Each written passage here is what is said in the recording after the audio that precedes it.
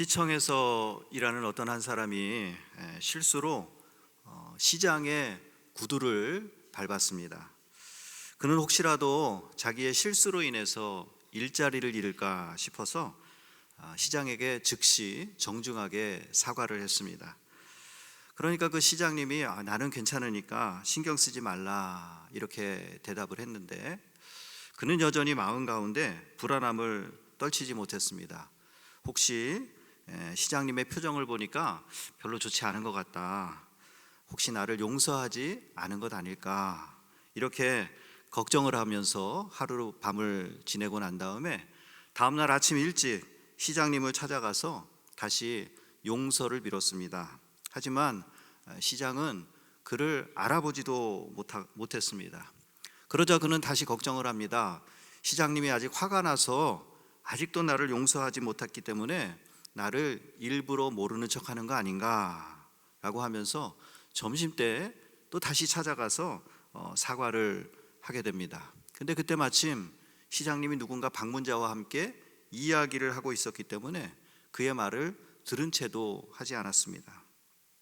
그러자 시청 직원은 시장이 퇴근할 때 다시 찾아가가지고 아이고 또 죄송합니다 하고 또 용서를 빌었습니다. 그러자 그 시장님이 뭐라 그랬겠습니까? 이 사람이 이거 미친 거 아닌가 하면서 막 소리를 쳤습니다. 그러자 그는 더 절망했습니다. 그렇다, 시장님은 끝까지 나를 용서하지 않는구나. 그리고 결국 다음 날 아침에 아내가 그를 흔들어 깨웠지만 그는 염려와 절망으로 자리에서 일어나지 못했다라고 하는 도스토옙스키의 단편 소설에 나오는 이야기라고 합니다. 여러분, 참 쓸데없는 걱정이죠. 지나칩니다. 걱정이 너무 많은 것입니다. 그런데 혹시 우리도 이렇게 염려와 불안으로 하루하루를 살고 있지는 않습니까? 또한 그로 인해서 하나님께서 우리에게 허락하신 이 축복의 시간, 감사의 시간을 누리지 못하고 살고 있지는 않습니까? 내게 일어나지도 않을 일들 때문에 염려와 근심의 늪에 빠져서 살고 있지는 않습니까? 어느 대학의 심리학 연구 결과를 보면 사람들의 염려 가운데 40%는 실제로 일어나지 않을 것들을 염려한다라고 하는 거예요. 또한 염려하는 것 가운데 또 나머지 30%는 이미 지난 과거 일에 대한 것들을 염려하고 걱정한다는 것입니다. 이미 벌어진 일이기 때문에 지금 아무리 걱정을 해도 뒤바뀔 수 없는 일들이 대부분이라는 것이지요. 그리고 또 나머지 10%는 질병에 대한 염려랍니다. 아직 병에 걸리지 않았는데 내가 혹시 그 병에 걸린 것은 아닐까 하면서 걱정하고 염려한다는 거예요. 그래서 그 연구팀의 결론은 실제로 염려해야 될 일들은 8%밖에 되지 않는다라는 결론을 내렸습니다. 그리고 그 8% 가운데도 4%만이 사람이 염려하고 걱정함으로 바꿀 수 있는 것이다 라는 거예요. 그래서 실제로 정작 4%, 전체 가운데 4%만이 염려할 가치가 있는 것이다, 이렇게 결론을 내렸습니다. 결국 사람들은 쓸데없는 염려를 하면서 살고 있다라고 하는 것이죠. 사랑하는 성도 여러분, 여러분은 어떤 인생을 살기를 원하십니까?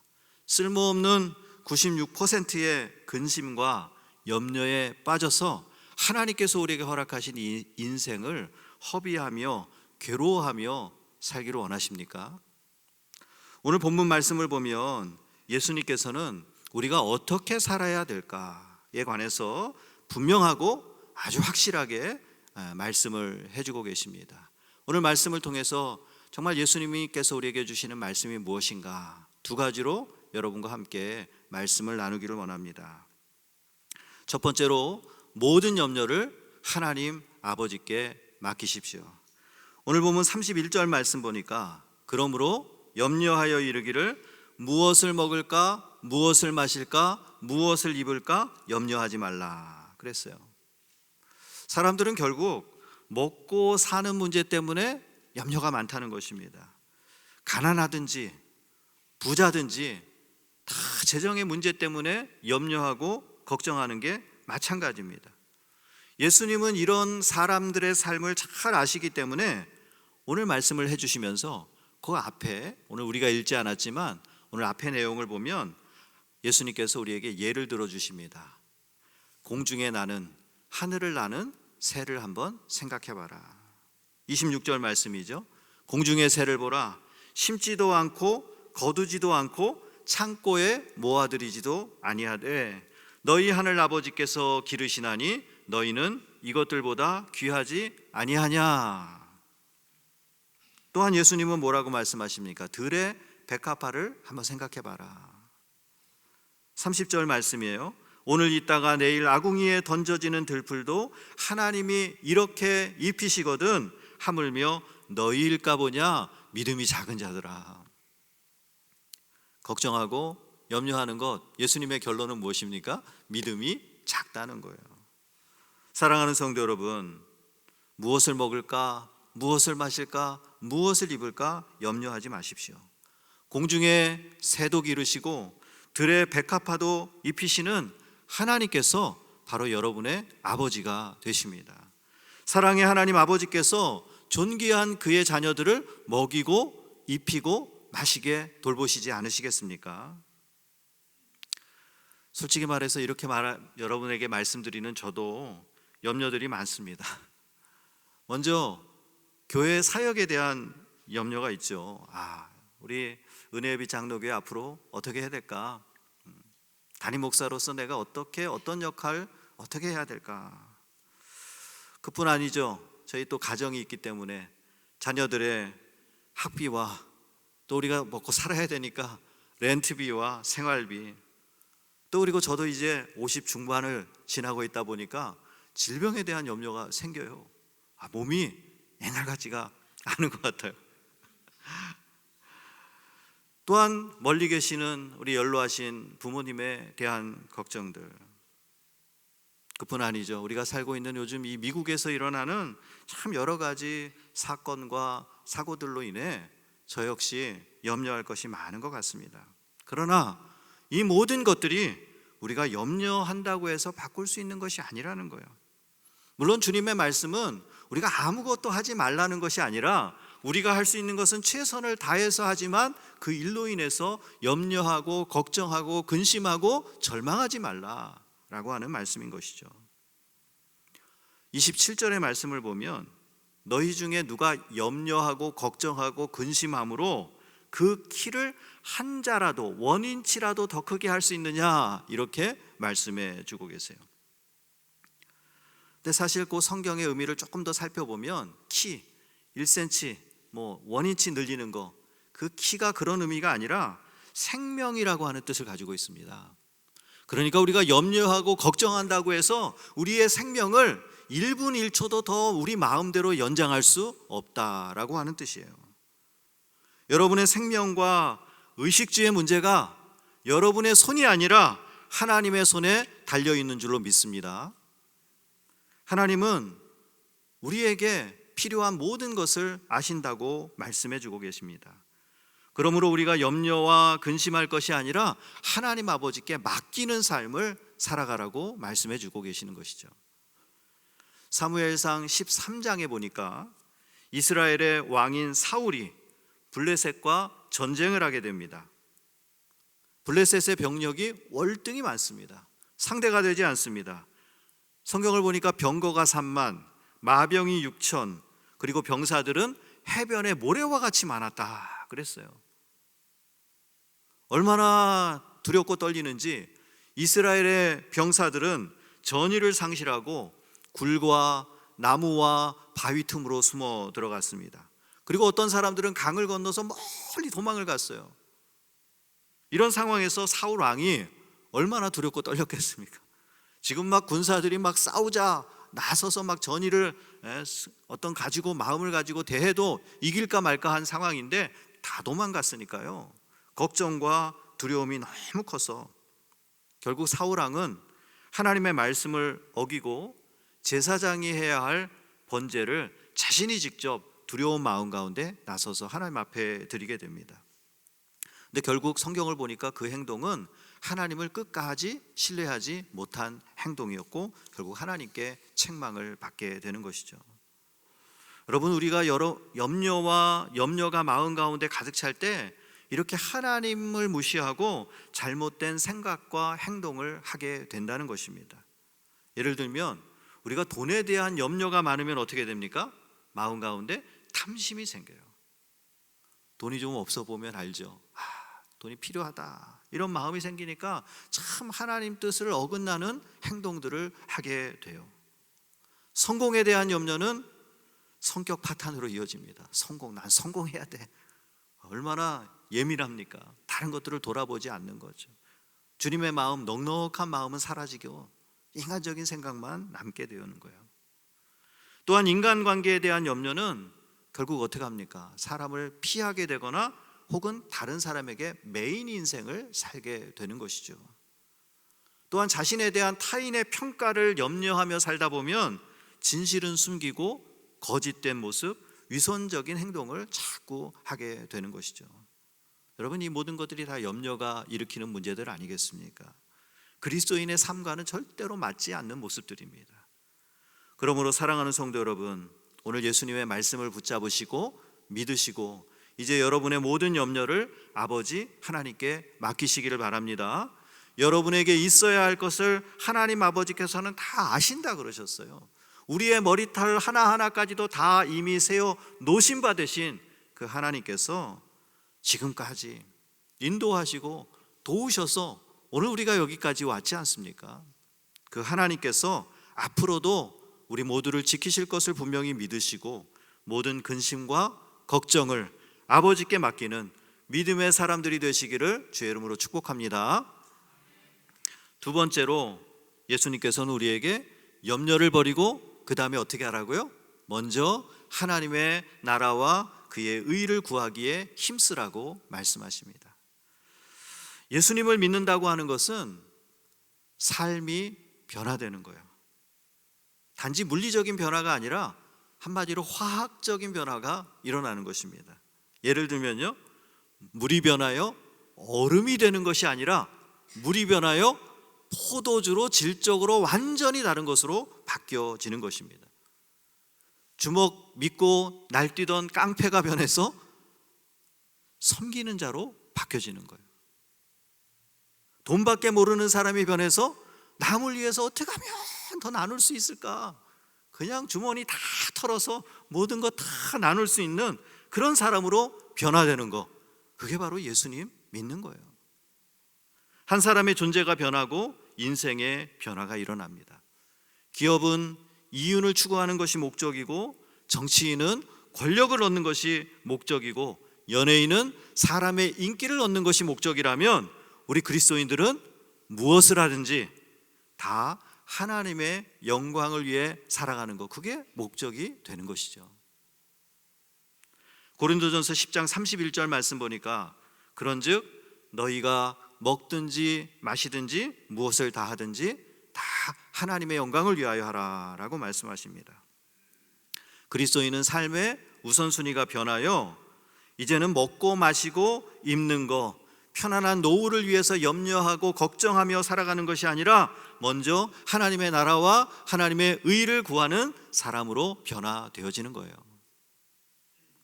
33절 말씀 우리가 너무 잘 알잖아요. 너희는 먼저 그의 나라와 그의 의를 구하라. 그리하면 이 모든 것을 너희에게 더하여 주시리라. 이 주님의 약속을 굳게 믿고 여러분 그렇게 한번 살아보자고요.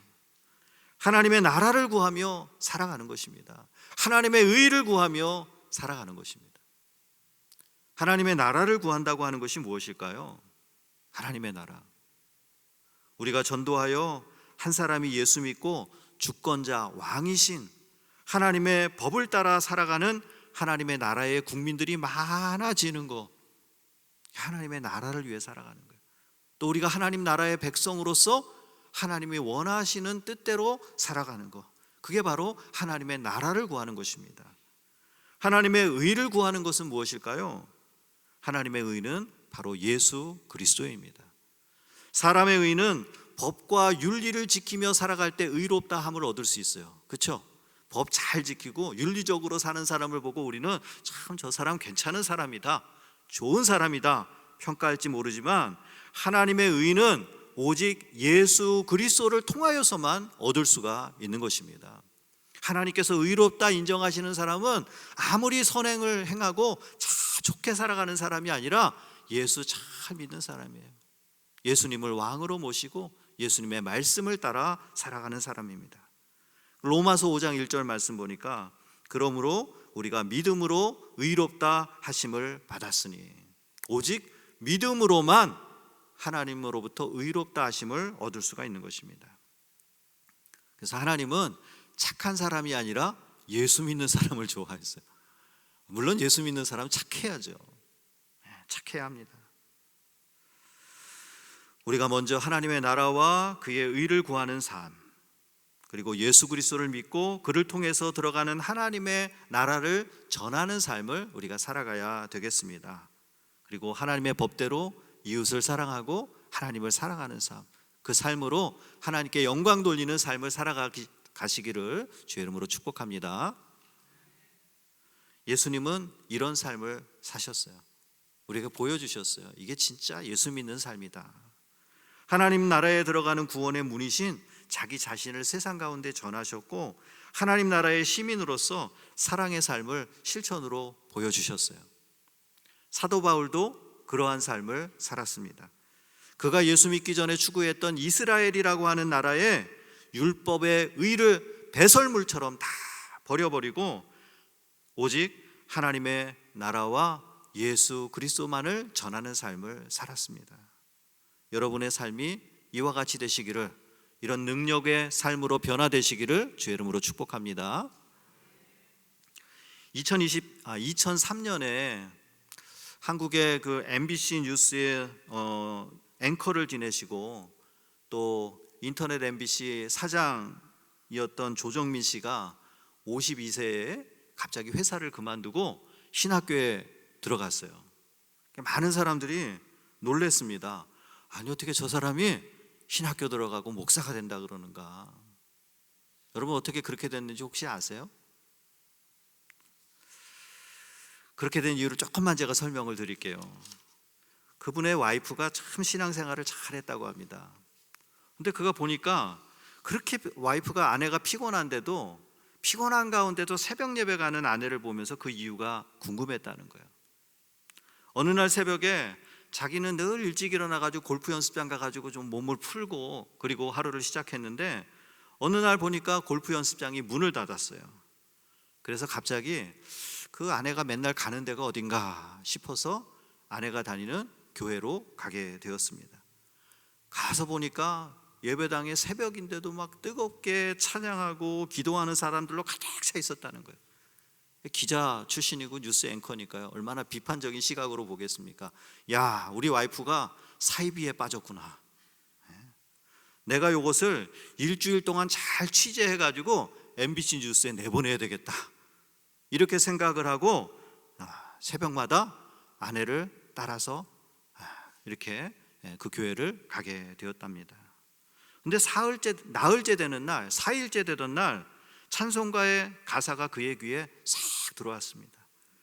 너 예수께 조용히 나가 내 모든 짐 내려놓고 주 십자가 사랑을 믿어 죄 사함을 너 받으라. 다 이걸 듣는데 마음에 쫙 울림이 있는 거예요. 그동안 짐, 너무 무거운 짐을 지고 살았거든요. 죄가 뭔지도 모르고 살았는데 오늘 그걸 다 내어놓으라 라는 이 찬송가 가사에 자기도 모르게 눈물이 핑 돌았다는 거예요. 그리고 마침 다음 날 목사님이 집으로 신방으로 왔습니다. 그리고 목사님은 조정민 씨에게 무릎을 꿇고 기도하자 이렇게 권면을 합니다. 평생 자기가 기자로서 남 앞에 무릎 꿇지 않는 삶을 살아왔는데 오늘 예수님 앞에 무릎 꿇고 기도하면서 나는 항복합니다 라고 하는 항복 선언과 같았다고 그는 고백합니다. 그리고 그는 오랫동안 자기 아내가 자기를 위해서 기도했던 사실도 알게 되었어요. 매일 밤 만취한 상태로 돌아오는 자기의 양말을 벗기며 아내가 눈물로 기도했다는 거예요. 제발 이 발이 술집이 아니라 교회로 향하게 해주시옵소서. 결국 그는 그동안 교만했던 자신의 과거가 부끄럽게 생각되었어요. 그리고 맨날 남을 비판만 하며 살았던 자신의 삶이 얼마나 비참한 것인가를 깨닫게 되었고, 그리고 결국 기자와 앵커로서 스트레스를 풀기 위해 술과 골프를 즐기며 살았는데 그거 참 얼마나 부끄러운가라고 하는 것을 깨닫게 되었습니다. 그리고 그는 결국 예수님을 영접하였고 50년 동안 불교 신자였던 자기 어머니와 지인들을 전도하였고, 결국 뉴스를 전했던 그 열정, 그동안 전했던 뉴스는 다 나쁜 소식이었는데 앞으로는 나는 좋은 소식, 굿 뉴스를 전하는 사람이 되겠다, 이렇게 결단하고 회사를 떠나서 미국에 와서 저 고든 코넬에서 신학을 공부하고 현재 한국에 가서 베이직 교회에서 목회를 잘하고 계시잖아요. 사랑하는 성도 여러분, 예수 믿는 건 삶이 바뀌는 거예요. 예수 믿는 건 인생의 목적이 바뀌는 것입니다. 사랑하는 성도 여러분, 그동안 먼저 자신의 나라와 자신의 의를 구하며 살았다고 한다면 오늘 이 말씀 앞에서 우리는 회개해야 합니다. 그리고 이제부터는 먼저 하나님의 나라와 그의 의를 구하며 살겠습니다, 이렇게 결단하는 여러분들 되시기를 바랍니다. 그래서 앞으로 여러분의 인생에 우리 주님이 인생의 첫째가 되시고 나의 것들은 나중이 되는 그런 놀라운 변화가 있기를 주의 이름으로 축복합니다. 이제 말씀을 마치려고 합니다. 오늘 우리가 읽은 본문 31절에 보면 염려하여라고 하는, 염려하다라고 하는 단어가 나오는데요, 이 헬라어로는 메림나오라고 하는 단어입니다. 근데 이 메림나오는 마음이라는 단어와 나누다라고 하는 두 단어가 합쳐진 단어입니다. 그래서 결국 염려는 마음이 나누어지는 것을 뜻합니다.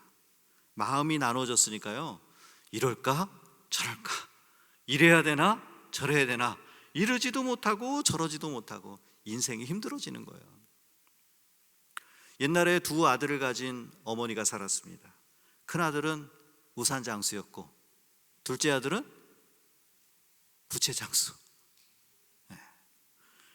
그래서 날씨가 맑은 날이면 어머니는 우산장수인 큰아들을 걱정합니다. 그리고 비가 오는 날이면 둘째 아들, 부채장수 둘째 아들 걱정을 하는 거예요. 이래도 걱정 저래도 걱정, 염려가 많아요.